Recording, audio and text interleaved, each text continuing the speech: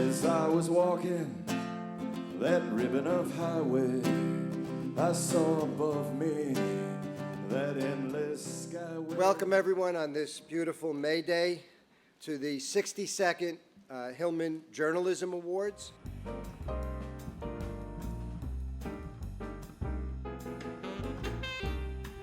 To be an activist and an artist in America is not always the most comfortable thing one can do.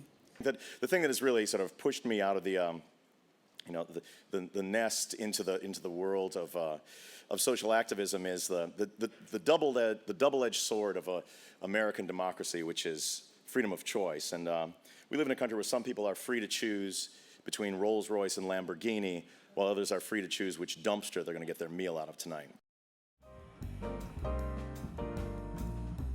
Tonight, we're here to honor the Atlanta Journal-Constitution's groundbreaking investigative series, which exposed the largest case of academic fraud in the nation's history. And in Atlanta schools, its children, the nation's children, are better for it. Thank you very much to the Hillman Foundation and to everyone else who has supported these stories for the last 3.5 years. I do remind myself, and this helps me with that journalism can make a real difference, especially journalism that serves the public, that tries to bring about social justice.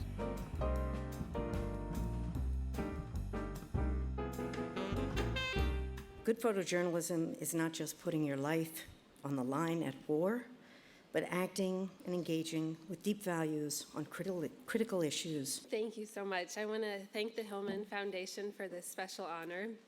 Each family was so gracious in allowing me into their lives as they faced such hardships, not only letting me document their everyday lives, but also letting me document and be there and also stay as they experience some of their most difficult and traumatic times.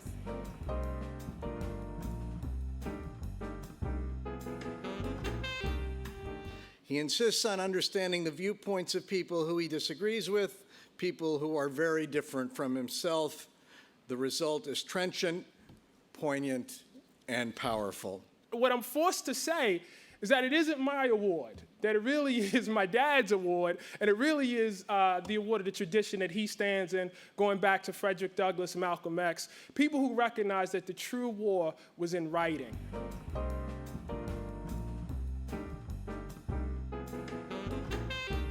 It is a great book. It is a masterpiece. Thanks to the Hillman Foundation, I am deeply honored to stand in such company. As long as people continue to fight and remember those people who fought before them, then our struggles are not in vain.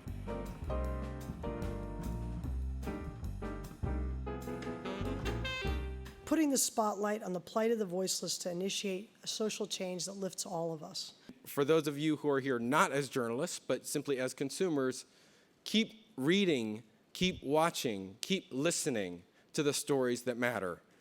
Because by doing so, you enable us to tell these stories, and we cannot have a true democracy without these stories.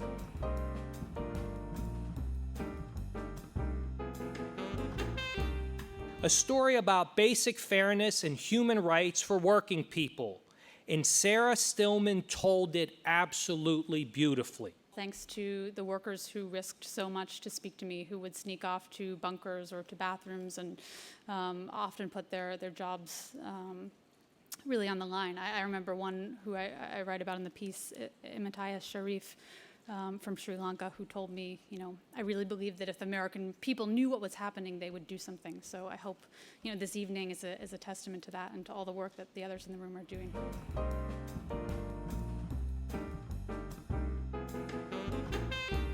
I knew there was no other place that I had to be here but this moment to introduce him. In a concrete room in the Eloy Detention Center in Arizona, a slight, soft-spoken Mexican woman told me that she'd not seen or spoken with her children for over 4 months. I believe it's the work of investigative journalism to uncover these hidden consequences so that we can understand what's happening in our names.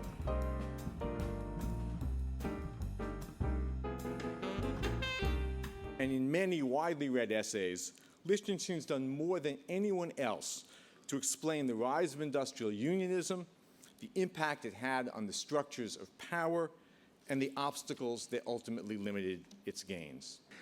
I wish that the leaders of the union movement today could once again be described as the new men of power.